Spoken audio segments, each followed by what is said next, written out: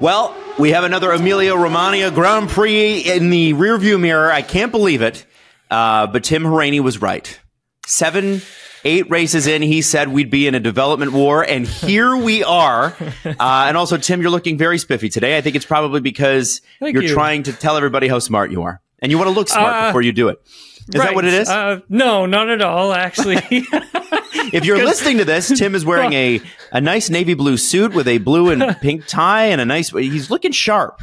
Well, and I'm not the smartest, so, we'll just...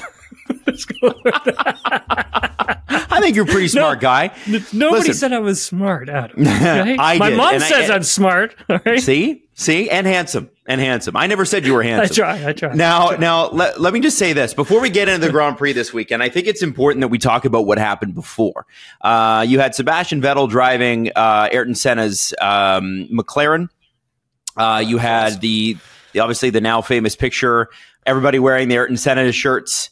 And Max Verstappen not, because apparently his shirt was like, there were several shirts that were just straight up stolen. And Max's, that's why he wasn't wearing it. Now, I know that there's just a conspiracy theory online that we should not give much credence to, but there's, Nelson Piquet and Ayrton Senna were not big fans of each other, and Max Verstappen and Kelly are dating, blah, blah, blah. Yeah, I don't think so. But what I do want to give Max a big shout out for is including Roland Ratzenberger in the conversation about what happened 30 years ago last weekend at this Grand Prix. And I think, Tim, it's so important to sort of talk about this for people that, Ayrton Senna sort of predates my Formula One fandom. He's one of those guys that you go back and you watch and you go, holy smokes, that's amazing. And you hear about how he shifted gears or how he drove in the wet or whatever. But what made Ayrton Senna a god? Oh, I think for me, when I started watching Ayrton, I was probably, I want to say 7 or 8 years old. So he was one of my idols, man. Like he's one of the reasons, it's not for my dad, watching racing with him. Like Senna was, one of the reasons I got involved in racing, hands down. I think for him, one of the things that, like, when I watch back, like now in my career, when I look back and I watch a lot of the things that he had done with a race car, he just was doing so many different things that other drivers couldn't do, wouldn't do, didn't have the confidence to do it, were not able to figure it out. I think for him, he was just naturally gifted driver. And then, I always talk about that on this show where it's like, okay, well, you have drivers who are, well, they're really good, but it's like, they're not like the Connor McDavids or the Sidney Crosbys or the Wayne Gretzky's or the Michael Jordans, or changing the game, right? Like really born to do it, if you would, right? So when we take a look at like Senna, like he was that, right? He was that generational driver, generational talent, changing the game. And I think outside of that, when you take a look at what he'd done for his country and all the different initiatives he had done there, I mean, super impressive. Not a lot of the other drivers, I can say, that weren't really doing things like that, or some of them were, but just didn't have the power, resources, etc., to do that. Where Senna, on the other hand, well, he did. He was, I think, at the end of all of it, Adam, like he's a legendary driver. He's remembered for so many different things, so many different quotes. He's very quotable, yes, as well, on top of all that. And then you've got a driver, handsome, and like he had everything kind of going for him, didn't he? Apparently a huge presence too when he walked in a room. For sure. Like if you watch there's a great documentary called Senna. I believe it was done from the same folks who had done Drive to Survive, and it was done like years ago. I want to say maybe it was 2013, 2014. Incredible documentary. Yep. I can't believe it didn't win, and I can't believe it wasn't nominated for an Oscar, to be perfectly honest with you. It was that good. It tells the story, I think, well, of Senna. Like they do a great job of telling you who this guy is, who he was, and what he was able to do. For Roland Ratzenberger, we don't really pay too much. Like we pay attention to it, but I think we should obviously pay more to it. And I like to see that, Formula One, the drivers, everyone is starting to do that and really go back to that weekend and remember it. And I think that's really important because there is so many, just horrible things that happened that entire weekend in Formula One. There was a Rubens Barrichello crash that was really bad. Oh my God, it was horrible. And then Roland Ratzenberger dies in qualifying, if I'm not mistaken. Yes, well, he dies the next day, yeah. And then Senna dies the day after. Yeah. Tim, if there was a death in qualifying, they'd cancel the Grand Prix these days, right? I think I can't speak for what they would do, but you would think that that's what they would do, or hope that that's what they would do. I mean, so many things come from that, weekend, like where do I start? So many different safety elements in Formula One, really, really begin from that moment as well. So, and then also, you can't forget about the era that comes before them and Jackie Stewart's era and all of those other things as well, because, Stewart also really paved the way for driver safety at the same time. So we can't forget about any of those things. But yeah, it's nice that they remember everyone in this way. And I think they did a great job this weekend. It was great to see that MP4 out on the track. I mean, listening to the sound of that engine, Adam. Brings you back, doesn't it? It's pre-hybrid engines, man. So good. Yeah, so good. So good. And you realize too, obviously they've made the cars bigger, they made the cars heavier, they, are trying to do the hybrid thing. I think with street cars in mind, although I don't know how much of that is transferable to street cars. The thing about Formula One cars is they used to be faster and they used to be smaller and a lot smaller and really, really fast, nimble little things. Buddy, they were awesome. Yeah, they were. I remember I was at Watkins Glen for the vintage car race, and one of the first cars Michael Schumacher ever drove in Formula One, which was a Camel sponsored. I think it was United Colors of Benetton. Benetton, yep. Yeah, it was his rookie car. So it was all painted, decked out in the Camel. It was amazing. The guy drove it too. He didn't just bring it to show it. He drove the flipping car. And what so strikes me now is if I saw that car in person, it would just it would be like a miniature.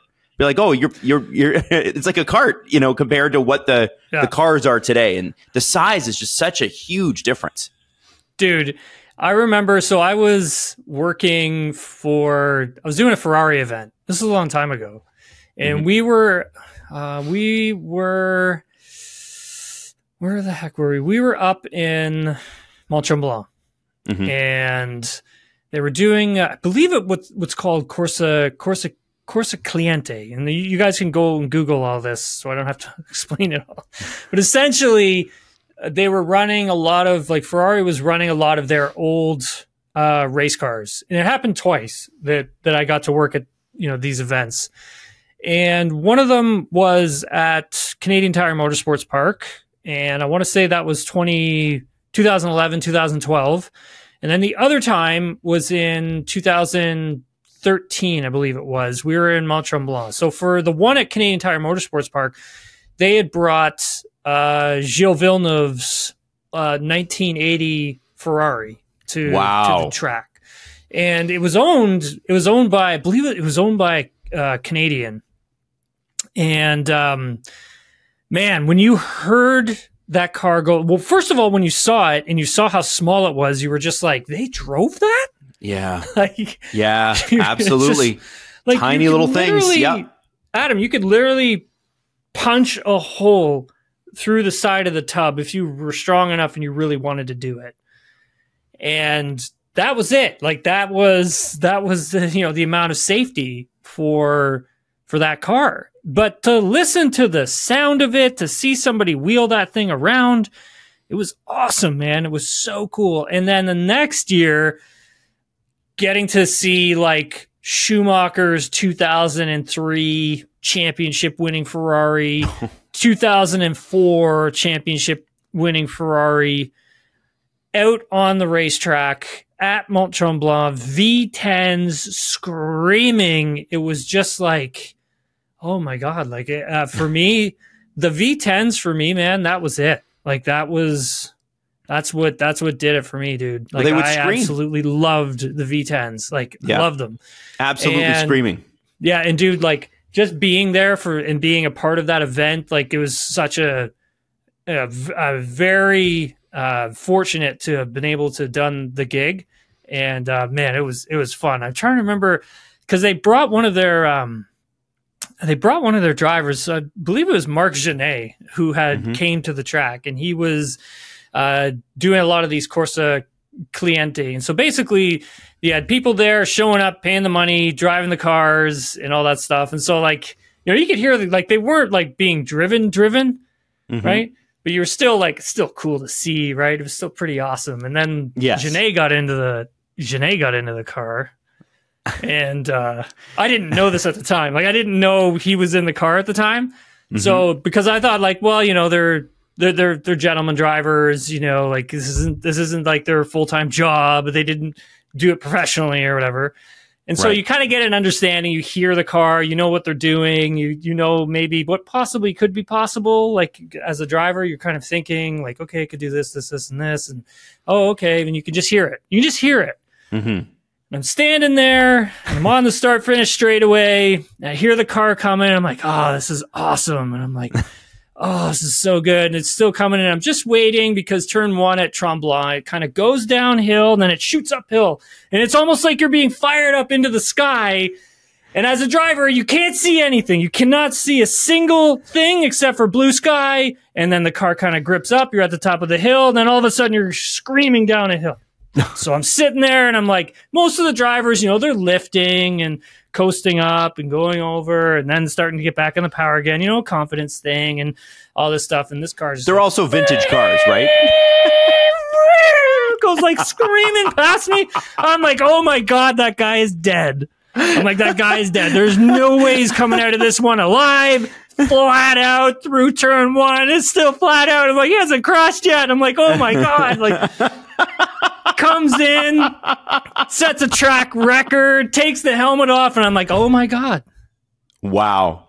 That's Marc Genet. I'm like, oh my God. Yeah, and that's why.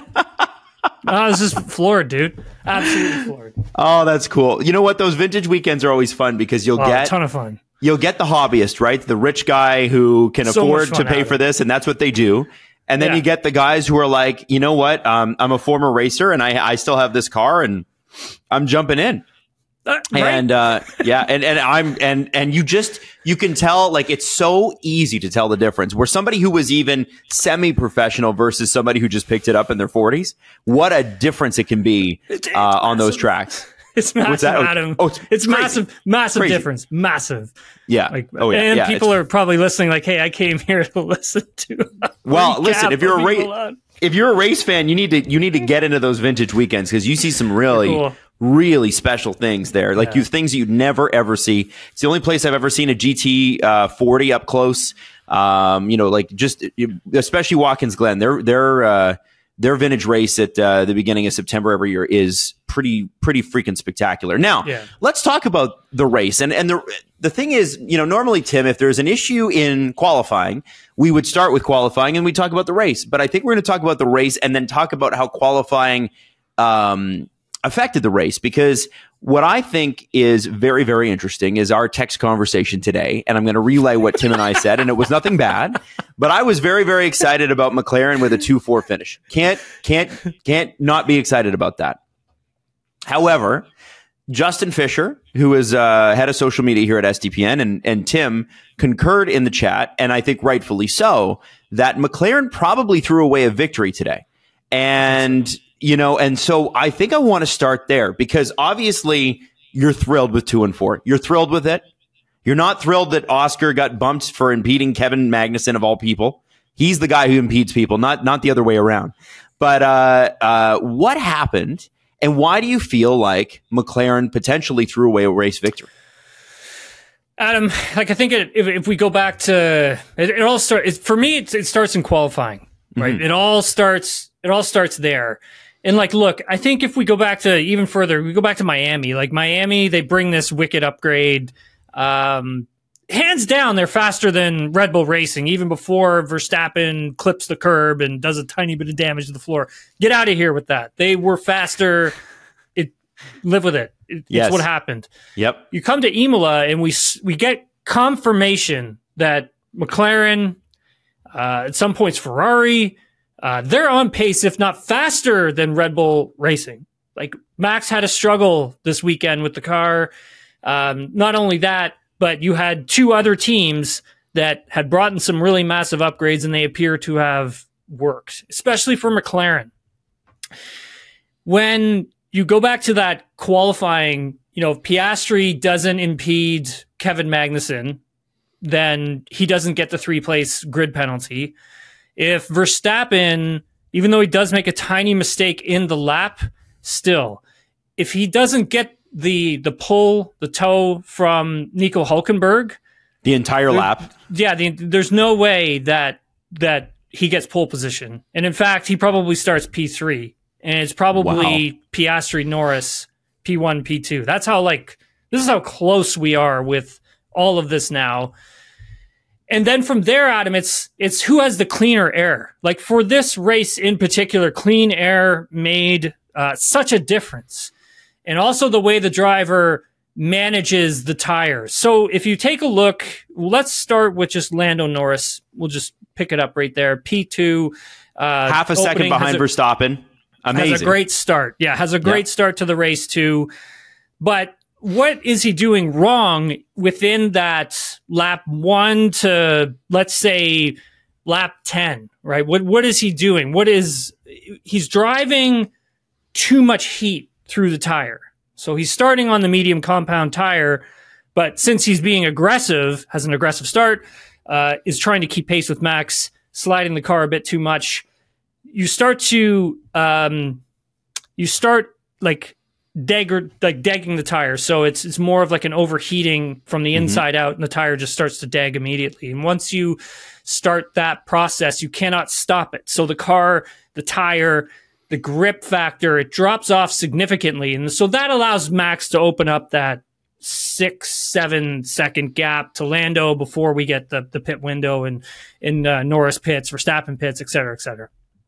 And then, so when you have Norris coming out on that hard tire, and I heard from Andrea Stella following the race, and that's how I know a lot of this stuff is accurate, is the fact that when Lando goes back out, he more or less nurses the hard tire back into an operating window instead of driving a ton of heat through it, being really aggressive with the tire and starting that thermal degradation earlier, right? He waits and he starts it later, which allows him to close the gap to Max, which allows him to put pressure on Verstappen. And I agree with Lando, Adam. I think if there's 2-3 laps left, I think he comes away with this race victory.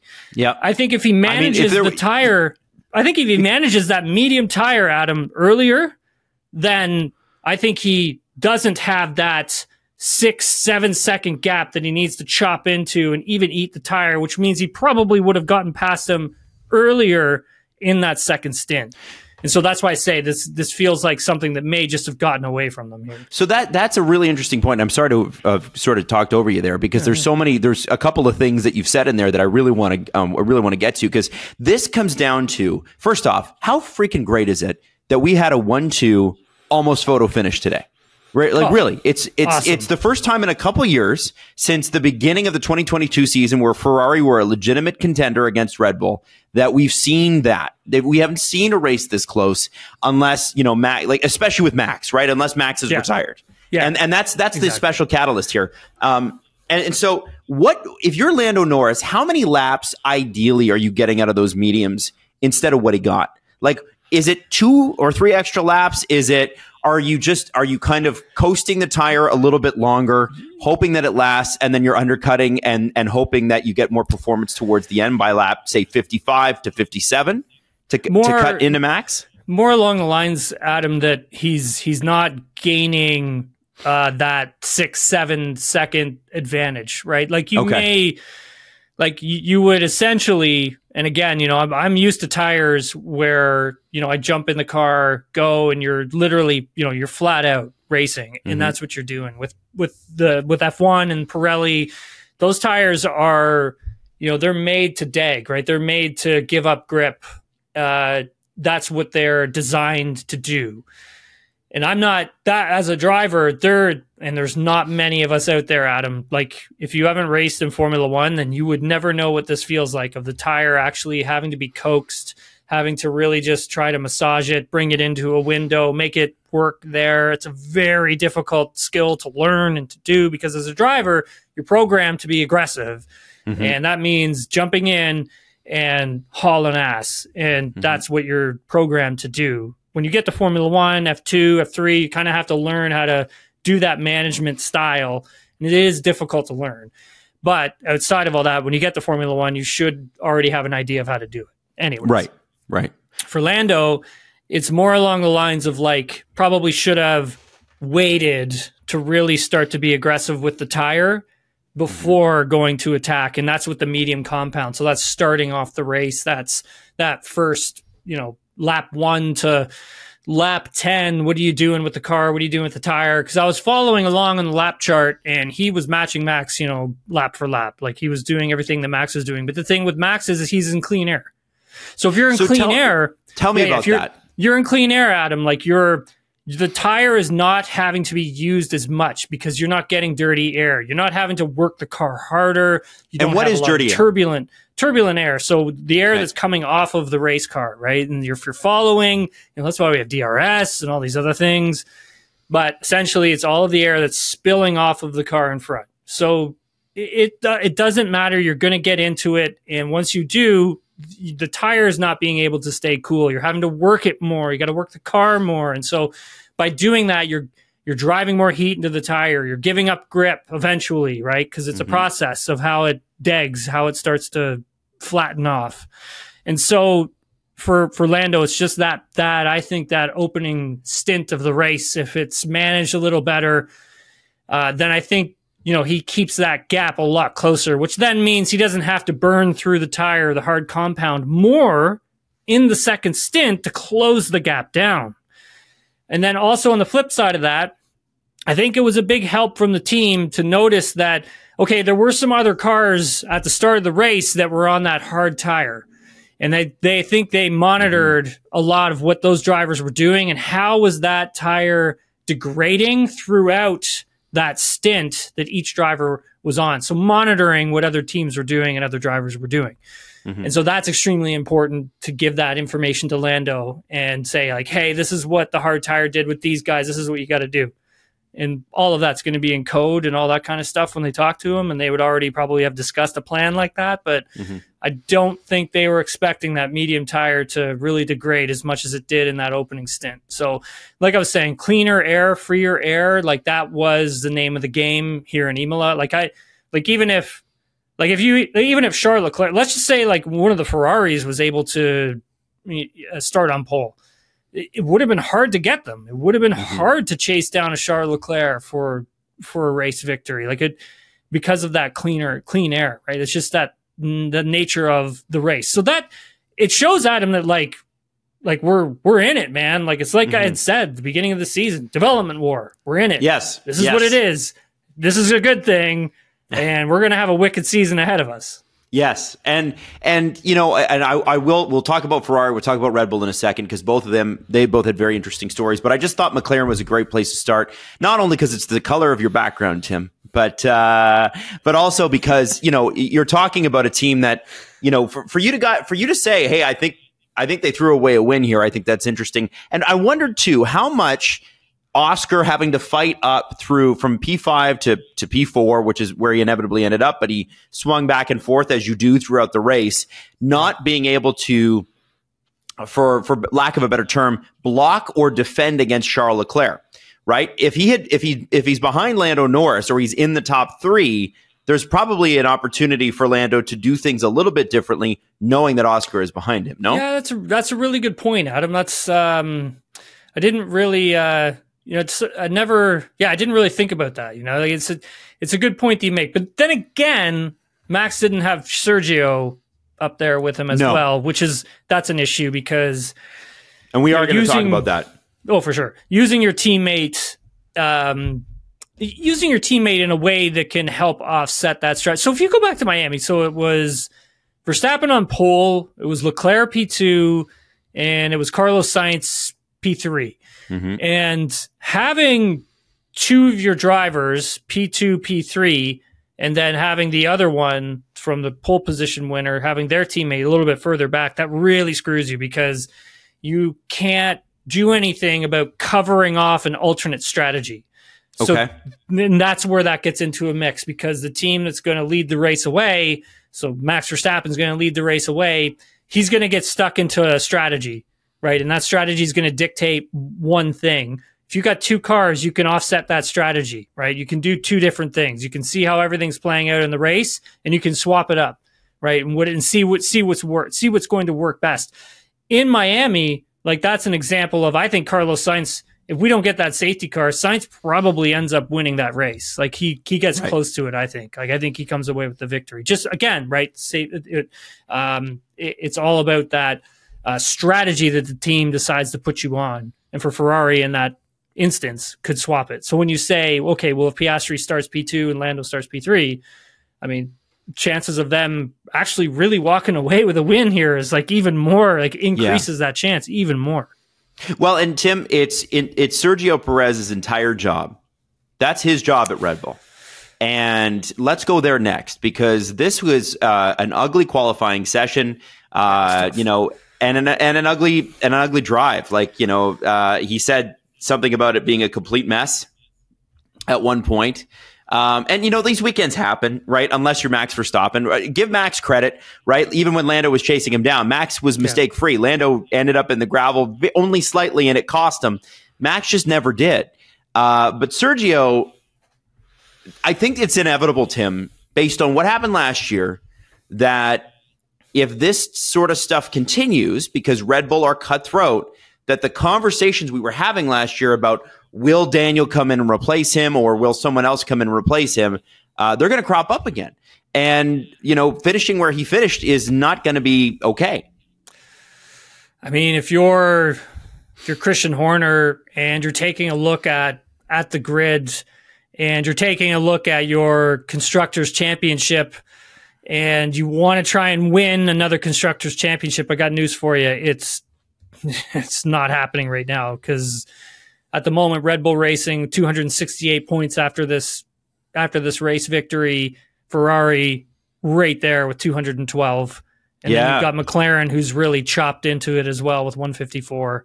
So you need Sergio to be, just a tenth or few tenths away from Max. Like you need that now more than ever because you need to protect everything. You need to protect Max's Drivers' Championship lead. You need to protect Constructors' Championship lead. That's why when I was saying, like, last podcast, when we were, the one before Valtteri Bottas, so it would be Monday's podcast, I said, like, when I was talking to Frederick Vasseur, I was like, hey, look, like, you guys could potentially come away with P1 in the Constructors here. Like, and he's like, okay, let's just take it easy. And I'm like, well, I literally said, like, look, after this race, like Sergio just doesn't look like he's there right now. So what do you think? And he's like, well, I'm like, no, come on. So very Fred. But it is there. It is a realistic thing. And Ferrari bringing this upgrade it's huge for them in the sense that now, like I had said, we're going to get, three teams at some points fighting for race victories. But, Carlos Sainz is an incredible driver. Charles Leclerc is an incredible driver. You're going to have those two who are always going to be very close to each other. Yeah. And that's super important, Adam, for these championship points. Yeah, absolutely. Well, if you just look at the drivers that came away with points, Max might have won and Sergio did get points, but they came away with 29. If you look at the actual finish here, Lando Norris and Oscar Piastri together came away with 30. And as much as it's 1 point and whatever, and they've got 100-point lead on them or whatever, it adds up. It does add up, and it makes a big difference. And forget those two companies. You mentioned Ferrari, and I look at this and I go, man, they are a legitimate, not outside chance. They could really take the constructors here, and this could be very, very exciting. Well, it will be very exciting. And listen, let's talk about Ferrari a little bit here, because, well, first off, I do want to say this. Adam, so sorry, just cut you off there, but just to back up your point, if you go back to last year, how many points did Ferrari get? What was it? Where did they finish last year? Third. Was it? It was third, but they were fighting Mercedes for P2. So how many points was it at the end of all of it? Oh, right? Let me find out. Dude, it was literally like nothing. Like literally not 409 to 406. Yes. Okay. Wow.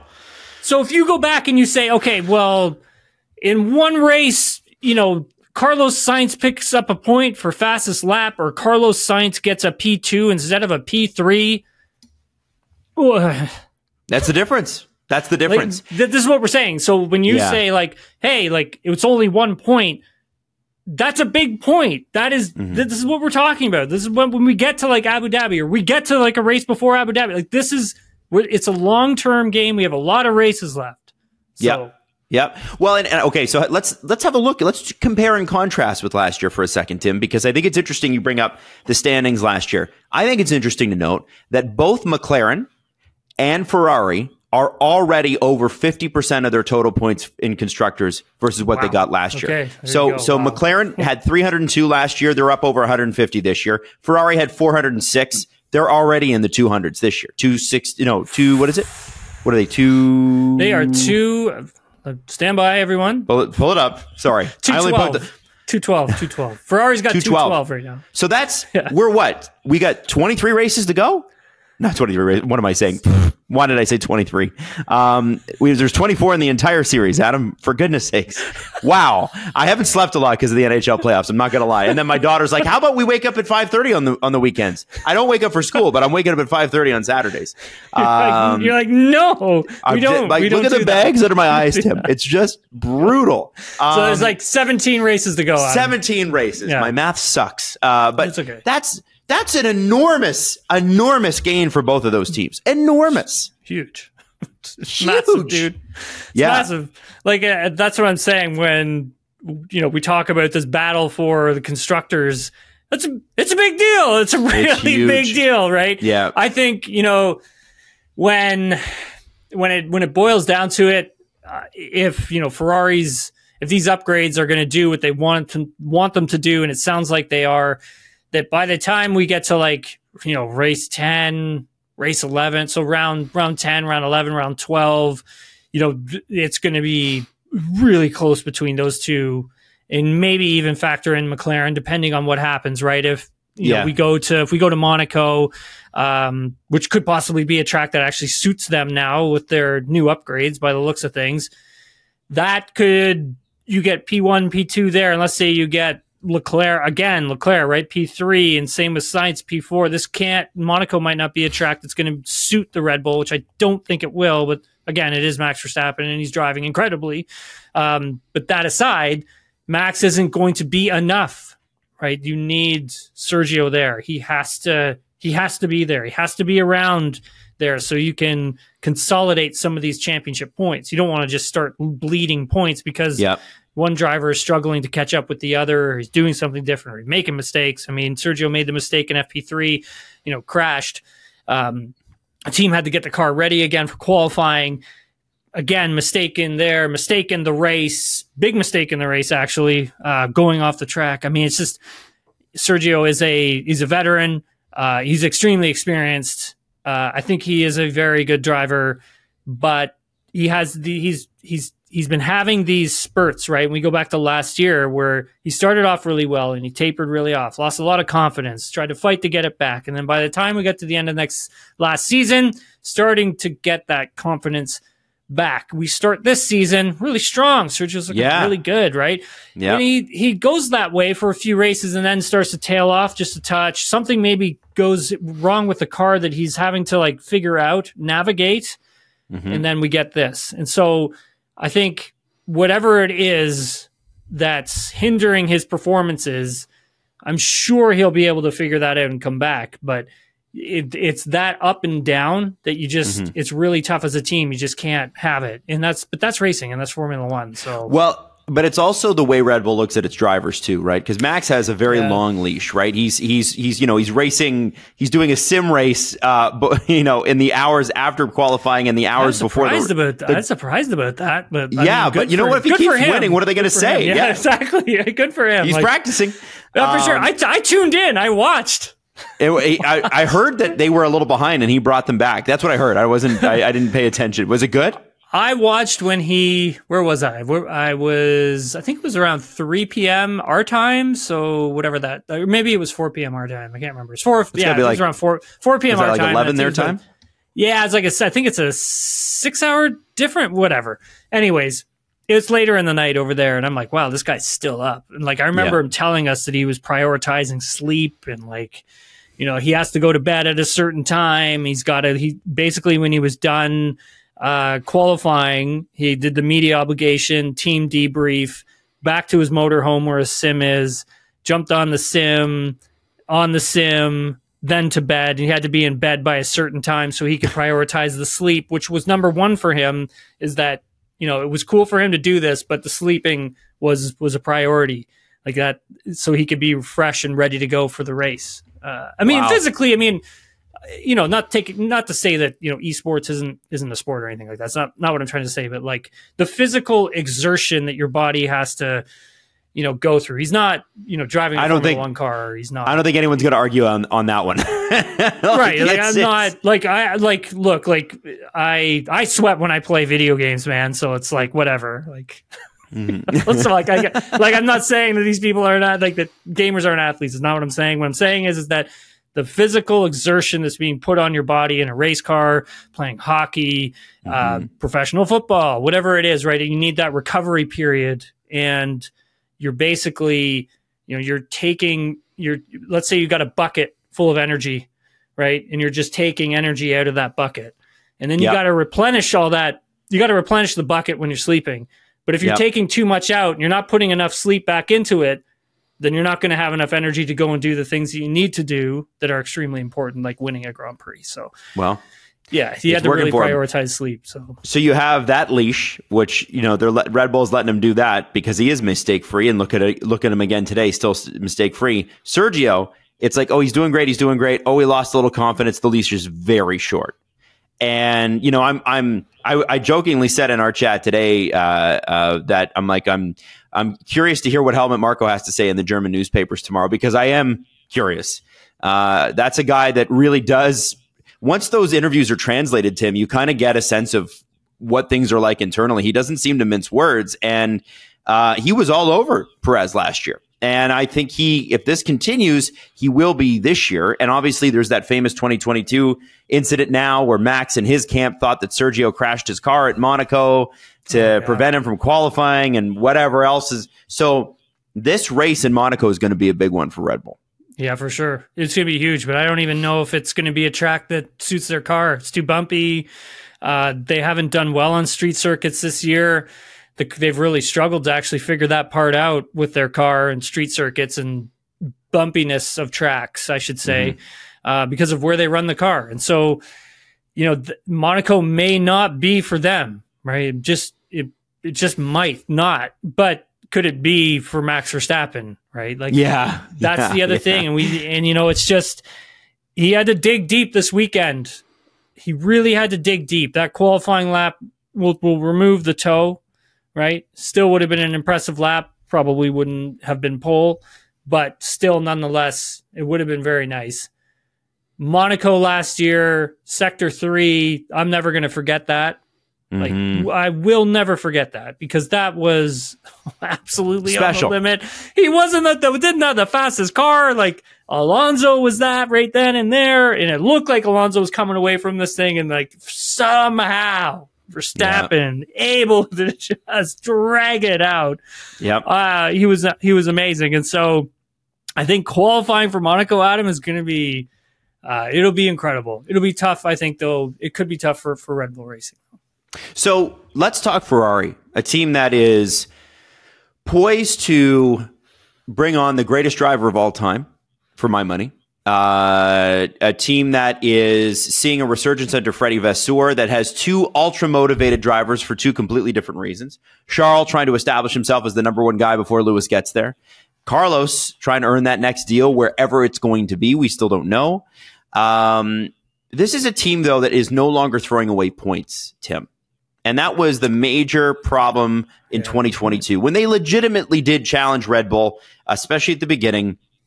And as we know, if you pull out into a bigger, look at Braun GP. You pull out to a big enough lead at the beginning of a season, it's very, very difficult to catch, right? Very hard. Yes. Even though Braun GP, they won their first 7 races, didn't win another one, they were able to hang on.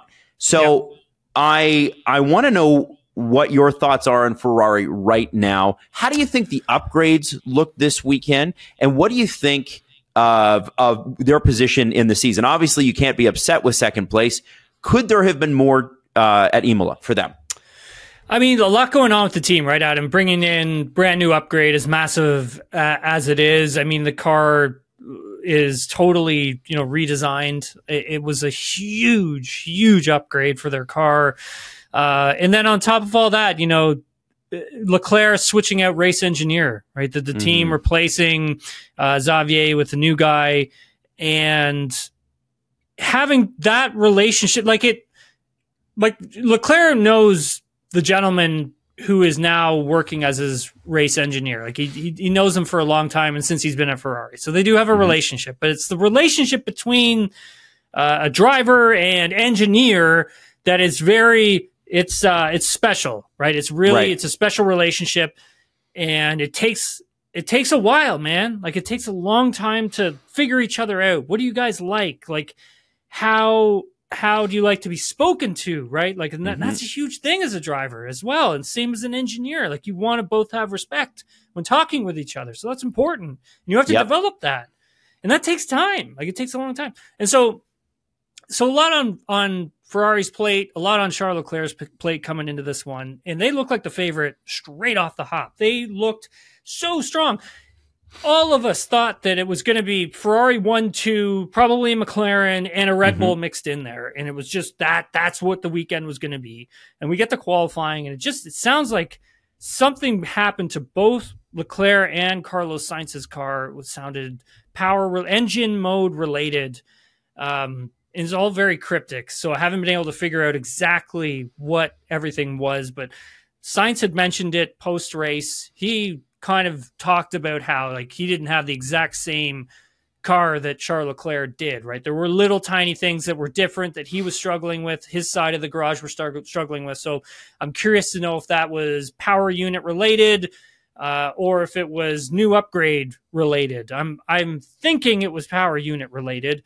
And then I think something similar with Leclerc in qualifying. Something happened there, and the car just lost pace. Like it just did. And I don't necessarily think it's the upgrades, because Leclerc was actually very positive about the upgrades following the Grand Prix on Sunday. Like he spoke really highly of them. He felt like, hey, this thing is doing what we want it to do. Can we do certain things just a tiny bit better here and there? Yes. And so I think that in a nutshell is simply Ferrari's weekend, but the team, is looking strong. And there are going to be weekends where it's going to be 5, 6 drivers potentially scrapping it out for a pole position, fighting over a win. Like there's going to be at least 3 teams in there. And that's exciting, man. Jack. Yeah. Well, so cool. It's the best. And you did say at the start of this year that's what would be happening. And we are finally at that 7 race mark where we're finally starting to see it, Tim. And that's what's so exciting. After a race like this, you have to be buzzing. Now, a couple other stories I think we need to talk about here, because this race is chock full of Formula One drama. So many things going on. I want to talk about. I want to touch a little on Mercedes, but I want to touch even more on Aston Martin. So a little on Mercedes is Mercedes is squarely the 4th place team now. Yeah. And, they have finished second the last 2 years, right? They fought for those. It doesn't mean that they're out of it right now, but each year What has killed them is they've started slowly, and they at the last second are able to see second place from Ferrari again the last 2 years, 22 and 23. This year it doesn't. Nobody seems to think they're even going to be able to do that. Why is this team headed in a wrong direction? I wouldn't say they're headed in a wrong direction. If we take a look at, all right, I'll start at the beginning with all this. So it's been probably, I would say, a month since we had the last conventional race weekend where you could just test the car, put parts on it, really understand what you had, and then coming into Imola, right? Because we had sprint weekends, right? Like we haven't really had like a normal race weekend to go through where you get free practice 1, free practice 2, free practice 3. You experiment with what you got, you understand it better. So coming to Imola was a normal race weekend where I think for Mercedes, they could run through a proper practice, see what works, what doesn't. They brought an update for this weekend as well. And, post-race, Toto Wolff doesn't sound like a team principal that's like defeated. Instead, it's sort of like the opposite, where it's like, hey, we screwed up for 2 years, right? We had 2 years worth of bad product. We didn't do a great job with the 2 years that we had, and now we're starting from ground zero again.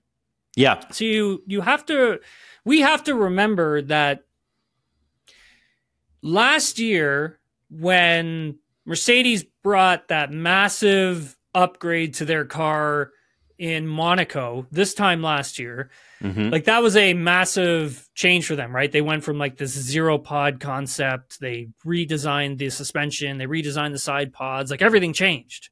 Right. But the problem with it, Adam, is that they couldn't make the changes that they actually really needed to because of the way that the chassis was designed. So where the side impact structures were, they couldn't do everything that they wanted or needed to do with that car because of how they designed the chassis. And you can't just go and make a new tub because of cost cap.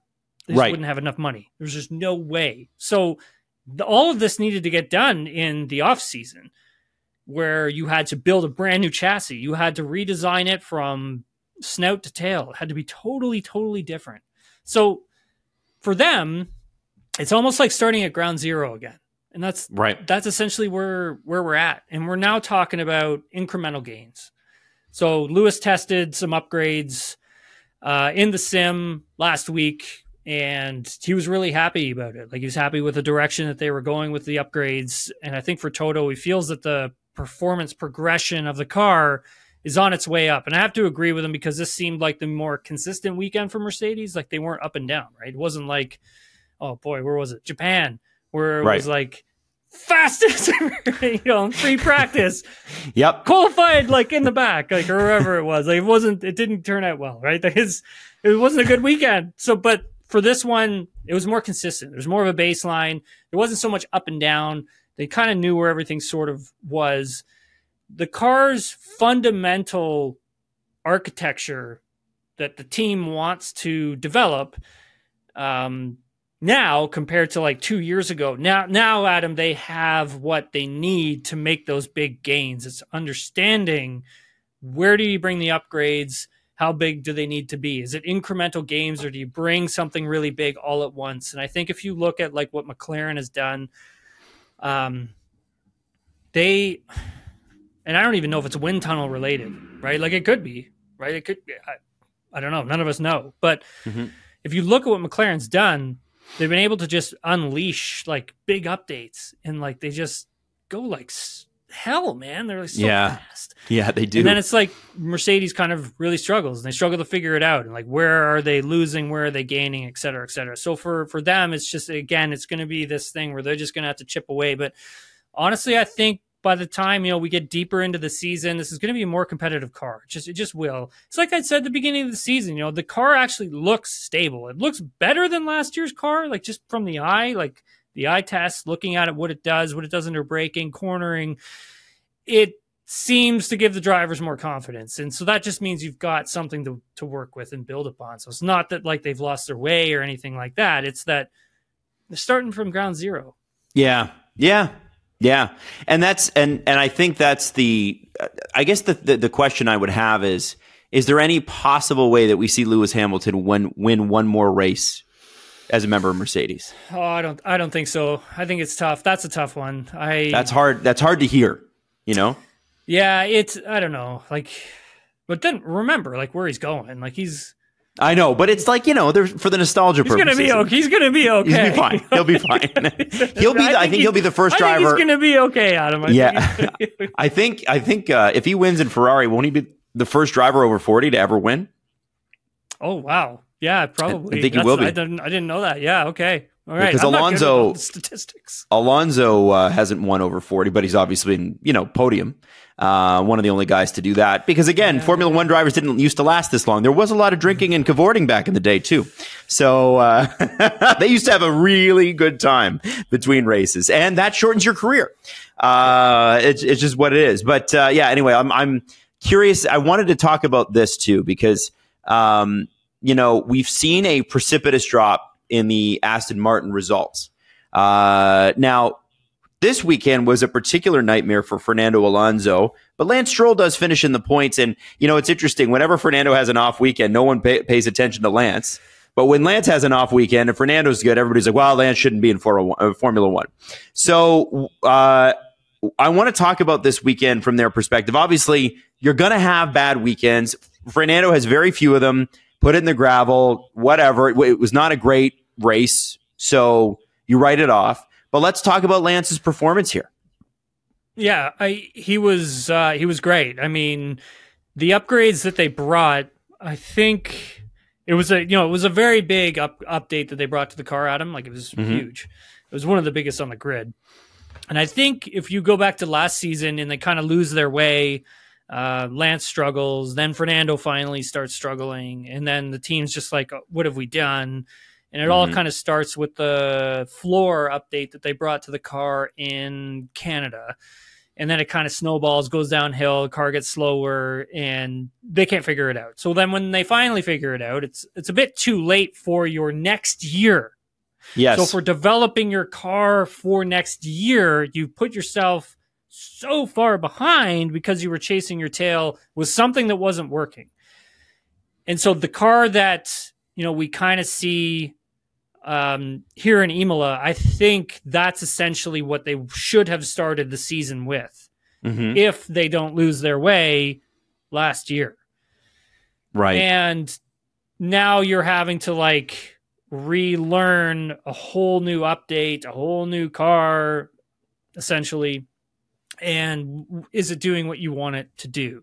Right. And you know, I would argue the fact that, like, is this car better than the one you had in Miami? That's what my argument would be. Like, what do you think? What do you think?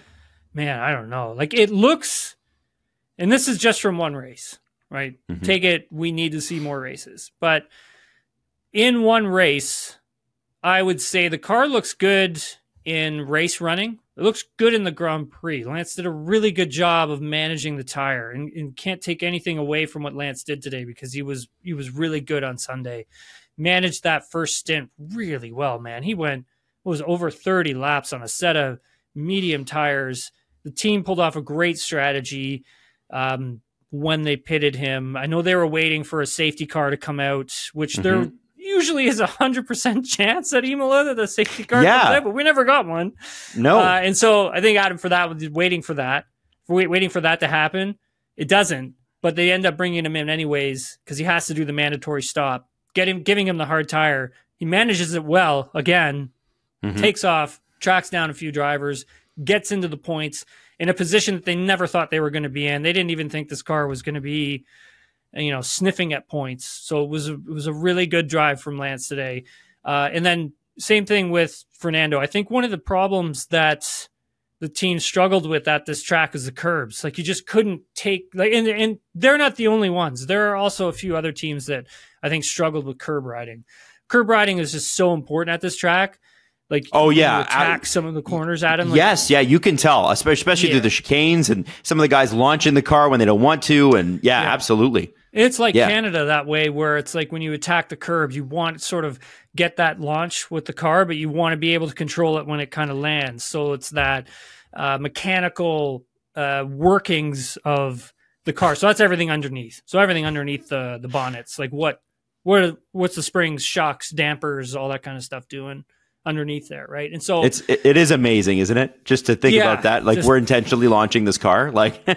Yeah, at the speeds that you're doing it too, right? And it's like, you know, as a driver, like when you're turning it in, you're aiming, you're like, I friggin' loved it, man.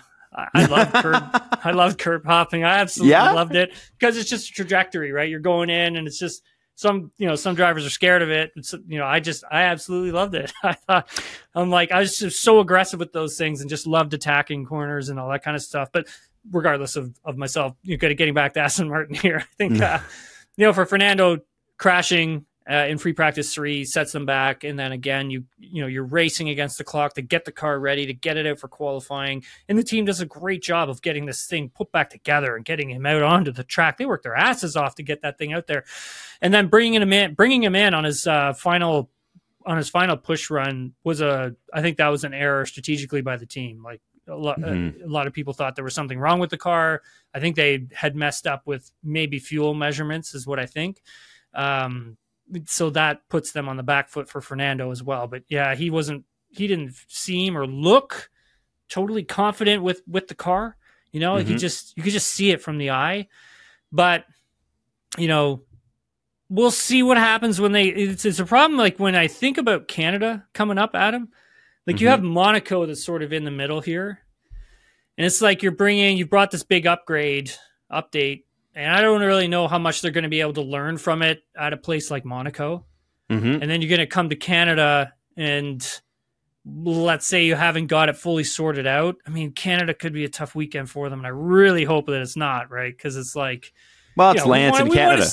Yeah, but a Canadian-owned team. I mean, right? You got a Canadian driver there. You want to see the fans would go crazy for it. It'd be awesome. Oh yeah. So we'll see what happens. But like, I think, difficult weekend for Aston Martin for sure. And I mean, like, incredible that they recovered to score some points.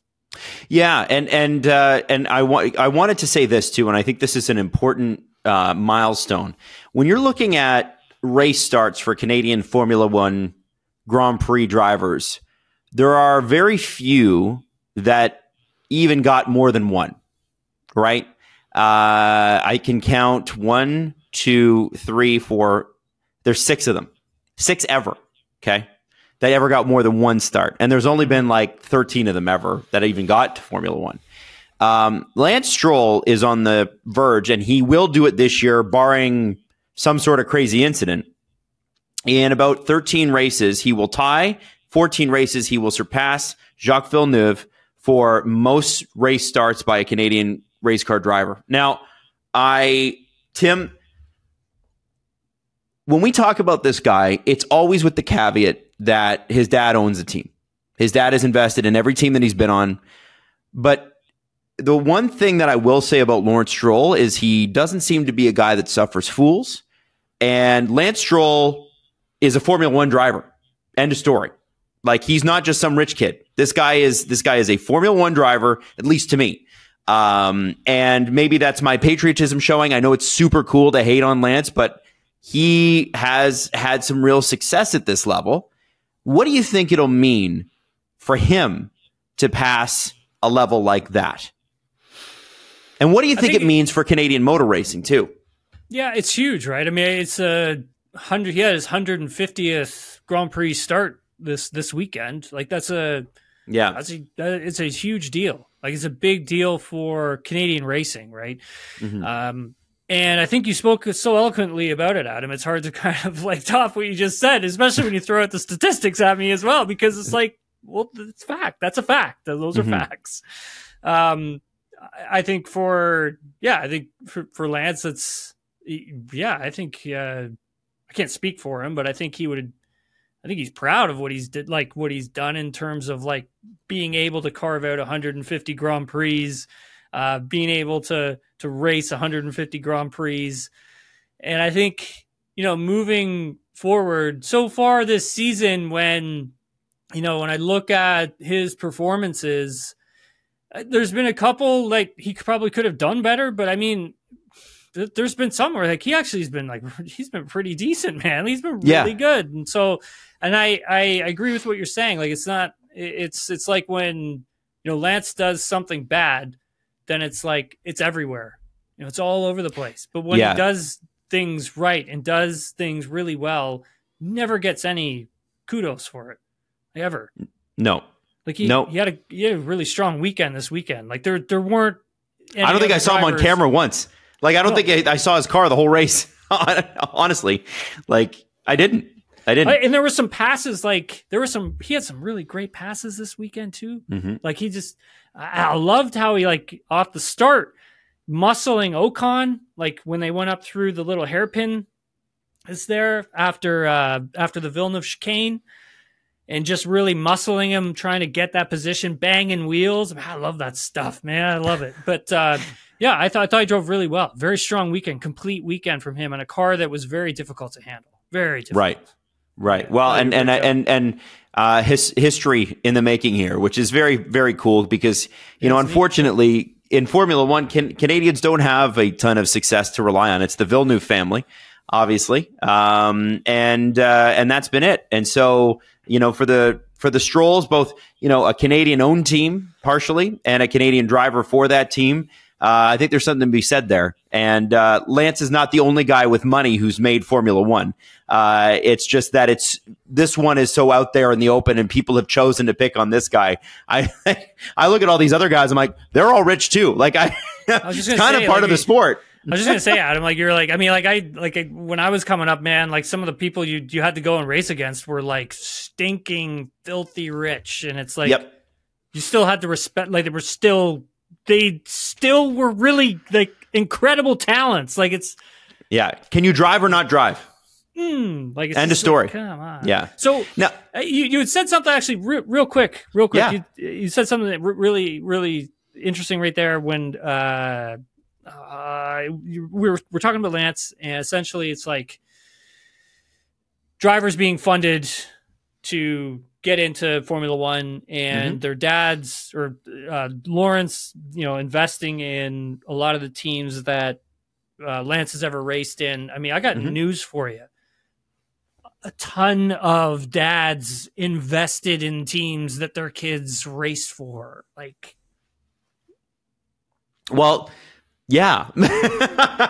And that's part of the deal, though. That's how the sport has been run since time immemorial.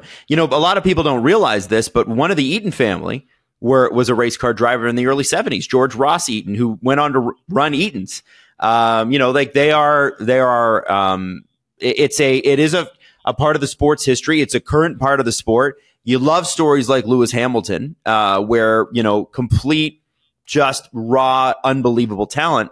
But at the end of the day, you don't stay in that sport very long. And we've seen plenty of rich guys come and go who didn't stay in the sport very long because they couldn't hack it. And this is a guy that can. And this is a guy that regularly scores points. And I think I think we're overlooking that a little bit. And I know every time we talk positively about Lance, I see it in the comments. People are like, oh, he's crap. You guys don't know what you're talking about. Your credibility shot, whatever. I'm sorry. The lap times are the lap times. The data is the data. This guy is a great driver. It's just that you don't want to give him the flowers, fine, but I will. And I want to talk about Williams for a second. I want to split here for a little bit and move over to Williams. So first off, our buddy Valtteri Bottas, who obviously we spoke to earlier this week. It was a great interview. He's such a fun guy and very humble and that sort of thing. You can check that out right now on the feed. We taped that we recorded that at what time, Adam? 5:30 in the morning. That's right. That's right. And we couldn't get the damn camera working from Switzerland, but that's okay. But Valtteri said, I'm going to be in Formula One next year. And then it comes out, of course, like the next day, Tim, that there are a couple teams he's supposedly in negotiations with, and one that we spoke about as a potential very interesting fit. So the first one is Alpine. I wonder why. Yeah, well, it's crazy, right? First one's Alpine, which was a surprise to me, but I guess both drivers, if they could upgrade teams, they would go now. Like they're ready to move on. Although the Alpine car is qualifying better than it was, Yep. It's still not quite there. It's still finishing behind teams like Haas, which budgetarily or whatever you want to call it, or developmental wise, for a works team it's not where you want to be. I'm sure they're embarrassed by the result. There's also a lot of friction in team. The other team that makes a ton of sense when you really think about it and you peel it back is Williams. Let's talk about why Bottas to Williams would make a ton of sense for both sides. The experience is what James Vowles is after. I mean, he has to obviously look at filling the seat with Logan. If Logan continues to, struggle or not, I would say that, he's given him an ultimatum sort of, in a roundabout way this weekend.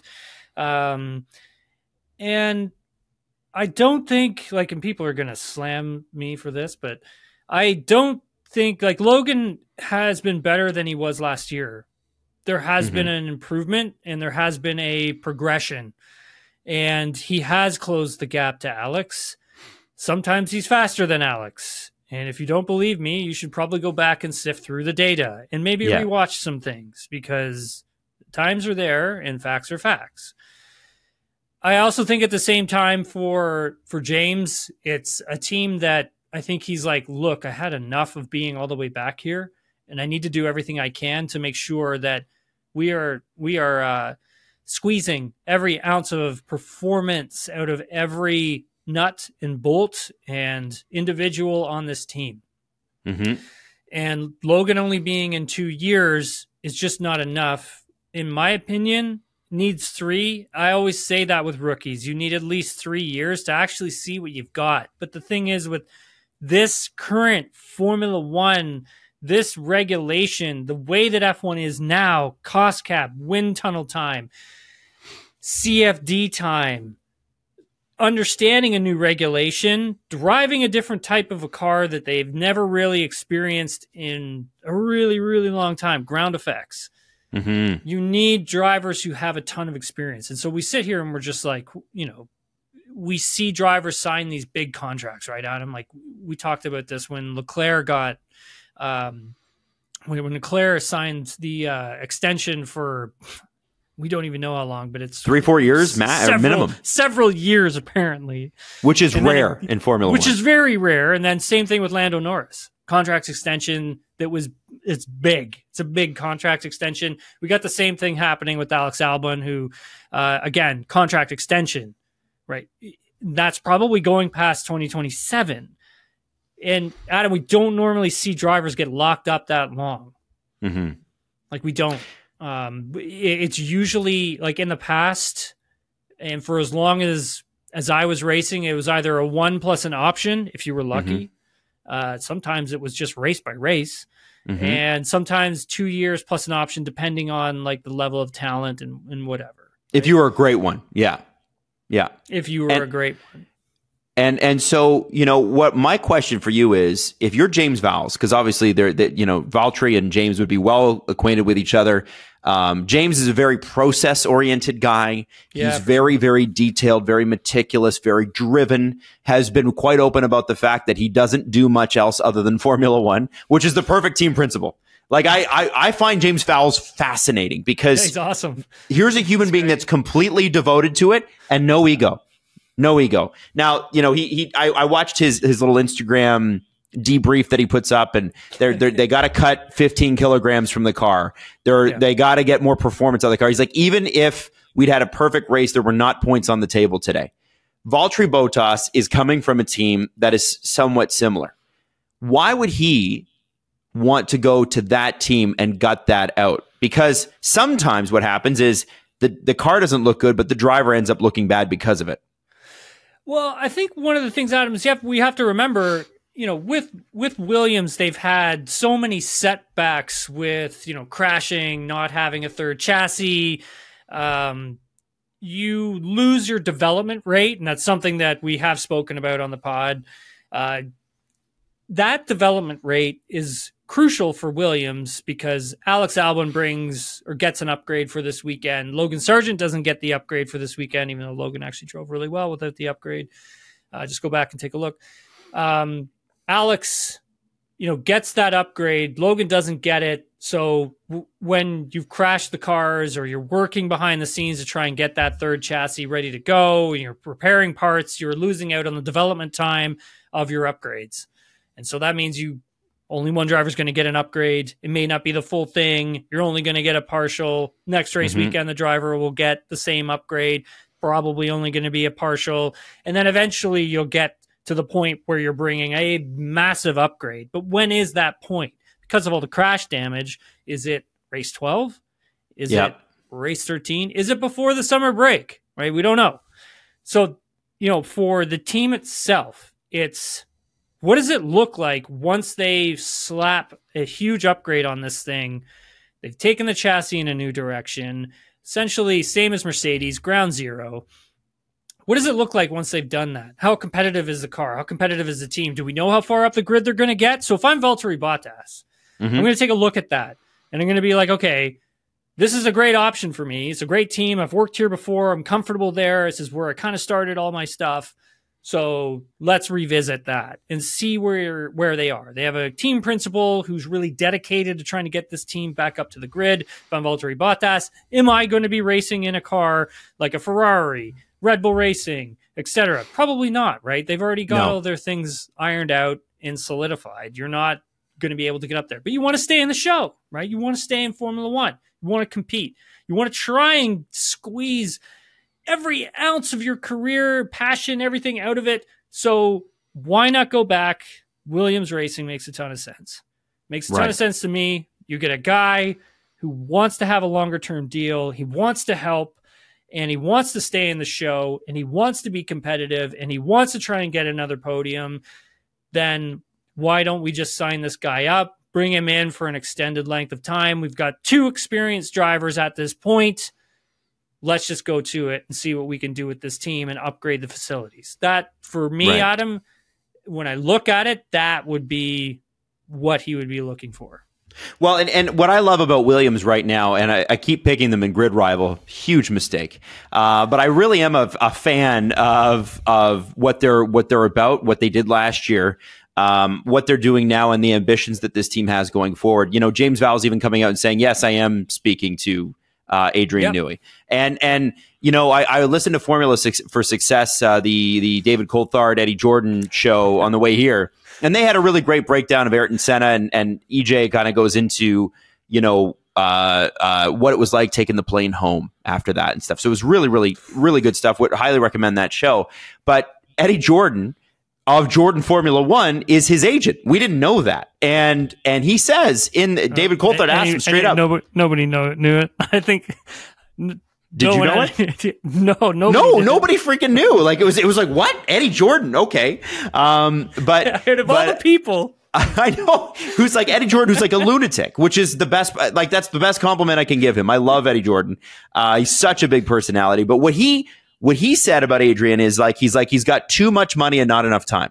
So the question is, do you want to keep going, or do you want to get on your boat and sail around the world?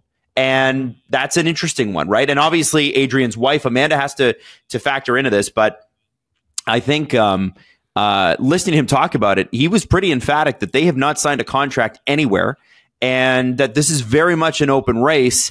And wouldn't it be interesting to see Adrian Newey go back to his former team at Williams under a much different atmosphere, probably have a ton more control, and bring Williams back to where it ought to be, which is a team that every half decade challenges for a world championship. And I mean that as a compliment. Yeah, I spoke with James about this in Miami. And?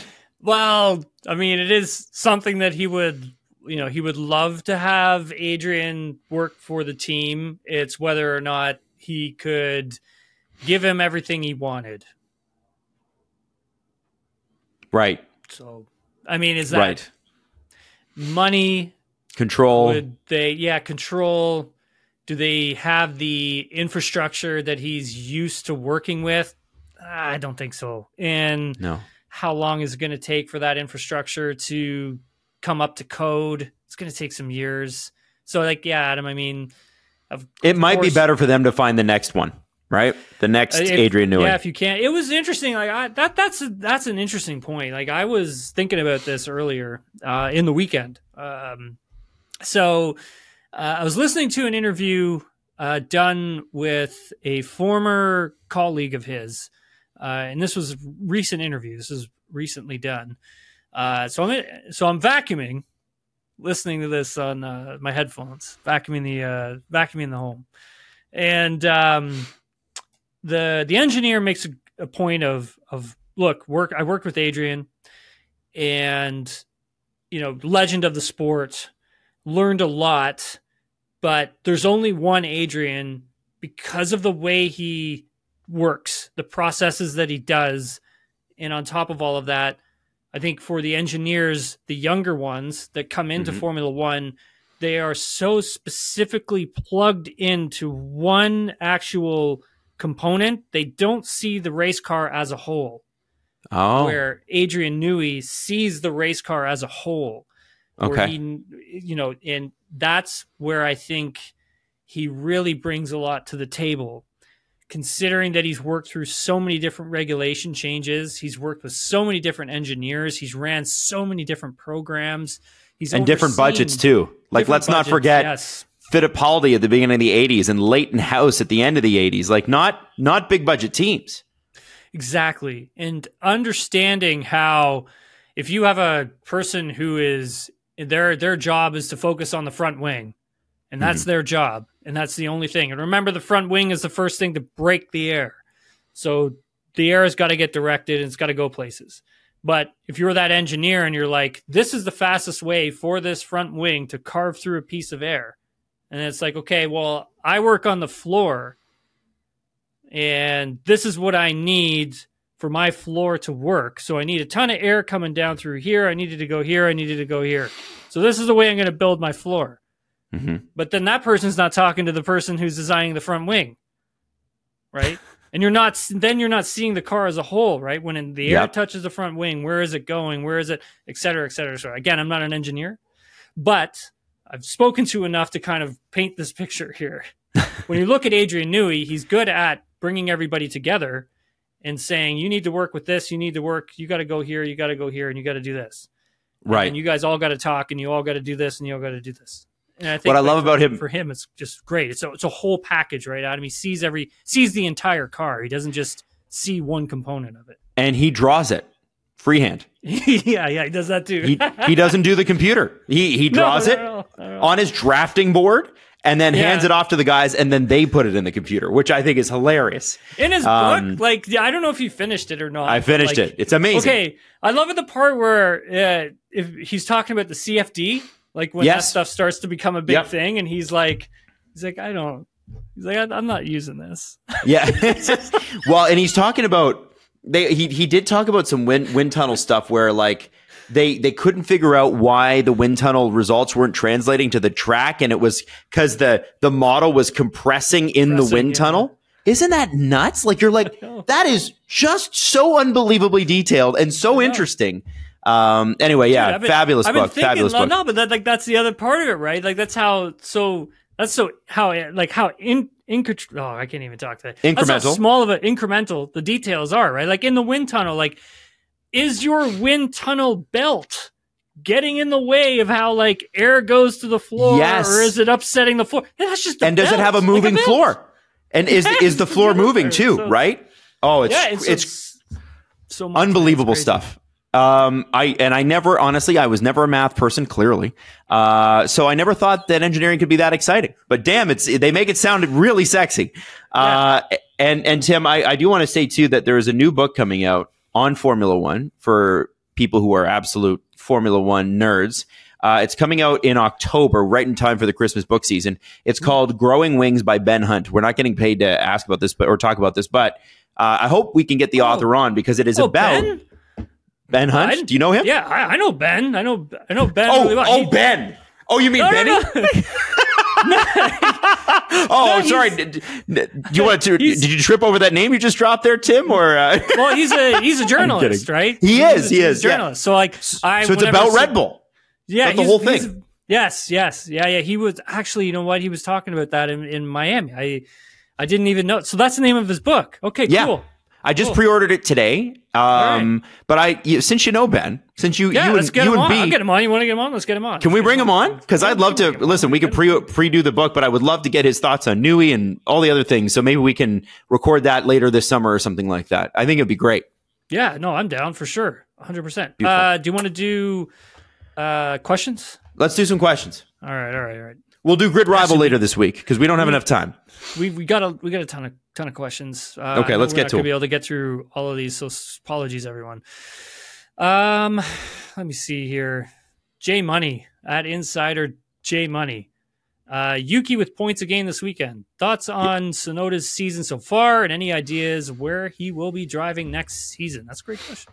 Adam, you want to take this one first? And I think he's been lightning. And the more I think about it, the more I think it makes sense for RB to keep the same driver lineup next year, unless there's a change with the big team, in which case I don't think it'd be Yuki going up. I think it would be Daniel just for the veteran purposes. I think Yuki is with that team until Honda moves on, right, which is at the end of the 25 season.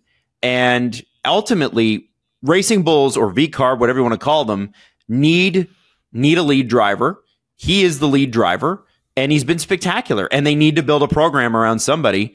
They can't just be seen as the Red Bull Junior team. They can't. And this guy, what a phenomenal weekend. Both of them, by the way, getting into Q3, which is amazing. And by the way, if you were expecting both guys to finish in the top 10, you're dreaming with some of the other great talent that is in there. So the fact that they got two drivers into Q3 and then one of them into the points, fantastic weekend for V-Carb.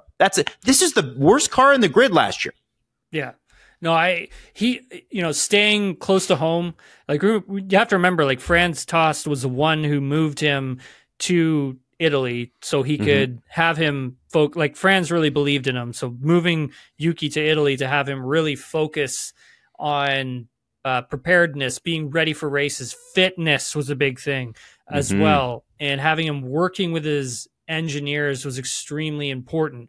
And so Yuki doing that move, I think, paid off in huge amounts. This being essentially a home race for Tsunoda. He could go back home, sleep in his own bed, get up, drive to the track. And that's very important for a driver. Some people don't travel well, right? They don't sleep well in hotels. I don't, right? I don't travel well. It takes me a while to get used to my surroundings. So I lose out on sleep, which is crucial when you're competing. So for Yuki to have that, it's kind of like, that's maybe why he was so good this weekend. But that on top of that, he knows the track like the back of his hand, and he spends a lot of time there. But he was fantastic. I see him back at RB.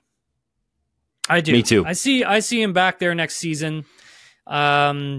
As for 2026, who knows? He may be in Formula One still. He might not.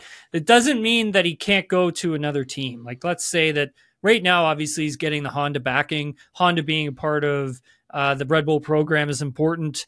But Honda moves on to Aston Martin, but Yuki's putting up good performances. Talent will find a way. It always does. From Zita Vazuski. Sorry if I pronounced your name wrong. Monaco, in theory, doesn't suit McLaren that much, but Lando has always done well there in the past. What do you think about Monaco? And will we see a Senna livery? That'd be cool. That'd be awesome. That'd be wicked. I think interesting question, Adam. But I think for McLaren, you're right. It's never really gone well for them, especially lately with this new regulation. McLaren's been so strong in the high speed stuff, and that's been one of their strengths. But one of the interesting things that team has learned, or not have learned, if you would, China, Japan, those two tracks weren't supposed to be very good for them. They were actually heading in, and we talked about it on the pod, Adam. They were actually heading into those races being like, we don't think we're going to be strong here. It doesn't really suit our car. And lo and behold, they show up and they actually do quite well. They compete quite well and they show quite well. And now they've got this upgrade. And I think with this upgrade, what's happened is it may have taken away a bit of their high speed advantage that they have. And it more so meets the medium to lower speed sort of corners and tracks and things of that nature with this upgrade that they have now. And so I think coming into Monaco, I actually think they're going to be quite strong. Yeah, yeah. I really do, Adam. I think they're going to be legit. Just a couple more, and we'll get out of here. But what was we got here? By the way, I think it's Charles' turn to finally flip and win Monaco. Okay, I've been heartbroken for that. I'm a McLaren fan, and if he wins, I'll be cheering for him. Just throwing that out there, dude. If what happens if he gets on the podium? What are you going to do? Oh my God, dude! Like he pole and then crashed and then couldn't race, and like it's just bad luck for Charles at Monaco, and I want him to win. That's all I'm asking for. Fair enough. From at El Morboso, the last double left before the start finish line seemed to generate a lot of what appeared to be drivers violating track limits. How does F1 determine what actually is a track limit violation? Well, they have obviously sensors set up where there should be track violations for the exit of that last left-hander.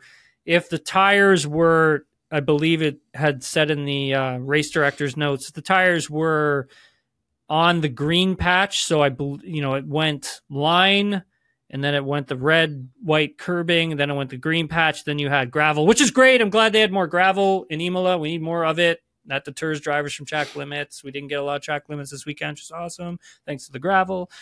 Regardless, if the drivers had to put two wheels over, so all four wheels over that green line that was there, then that was the track limit violation for that particular part. Adam, what did you think about extra gravel? I mean, it's such a good, it's a fun factor. I didn't like it when Yolando hit it, but it's I think if you're off track, there should be a penalty for it. What I mean, and that I don't mean like a penalty from the stewards. I mean, if you're off track, you're off track, and it's going to really cost you. And so I'm for it. That's how I feel. We're asking for the limits of human endurance and performance with this sport. We're asking for the absolute limit, so that should be a part of it. The penalties for going off track, not again from the stewards, but just from Mother Earth, should be painful. Yeah, that's what I'm asking for. Yeah. We have more. I'll do one more, and then that's it. From Austin Kahn, did Ferrari's upgrade actually help, or was Imola not a great test of it? Well, it's kind of like I'd explained it earlier in the pod by a few things that had gone awry for them in qualifying, and still not 100% certain on what specifically those things were. But I think Leclerc speaking so positively about the upgrades at the end of the race is a good sign that things are pointed in the right direction for them. And again, I think, Adam, if they're out in front, if they're getting clean air, Charles Leclerc in particular in this race, I think they're strong. They could have had a potential win at some points. So I think for Ferrari, everything's headed in the right direction for them. It just is. Everything seems really good at the team. My only thing with all of it, again, was that switch out of the engineer for Leclerc and that relationship having to really build. So I think that would be the only thing. Yep. And I would also say that that if McLaren better take advantage of this little blip in time where Ferrari and Red Bull are doing this a little bit, because you just don't know when you're going to have the opportunity to be this good against teams like this. And it's not because McLaren can't be, it's because they haven't been. And they better take advantage of this and establish themselves as a team that deserves to be in the top three. Mercedes with Michael Schumacher and Nico Rosberg were there. They were a good team. But it really wasn't until Lewis came over that they established themselves as Mercedes Formula One, right? And, Ferrari's got the history. Red Bull had to establish themselves. They now have the history. McLaren has the history, but it's not recent enough. And so I think Ferrari is at a point here. They're in an inflection point where, to me, their stock is going through the roof next year. And it's going up right now. They're not throwing away points. They've got great race strategy. They got great team bonding. Everything seems to be really, really good there. And that's very dangerous because the last time we saw something like this, Michael Schumacher won how many in a row? Right? Oh, dude. Yeah. So, it feels like that's coming. And McLaren better sneak in there like they did with Mika Hakkinen. Just get the couple world championships and then because Ferrari seems like an unstoppable force at this point. And you got it. Whether it's next year or it's 26, it's going to happen again. Yeah. Adam, we had a great race weekend. We had a great race. I know like the first 20, 30 laps were okay. We had to wait for things to play out, but then once they played out, I mean, it was beautiful. Yeah, I loved it, man. I really enjoyed it. I liked this race weekend. I thought it was great, man. I thought that I loved watching Norris hustle the hell out of that car towards the end of the race. Just like opposite lock, like trying to catch up to Verstappen. It was awesome, man. I absolutely loved it. Tim, it's been a blast and a good show too. Let's say that, dude. An hour and 30 minutes. That's right. So, all right, I guess it's time to sign off. See you. We will see you on Thursday. Enjoy and Tim, have yourself a great week, sir. Will do, brother. Thanks again. Let's go.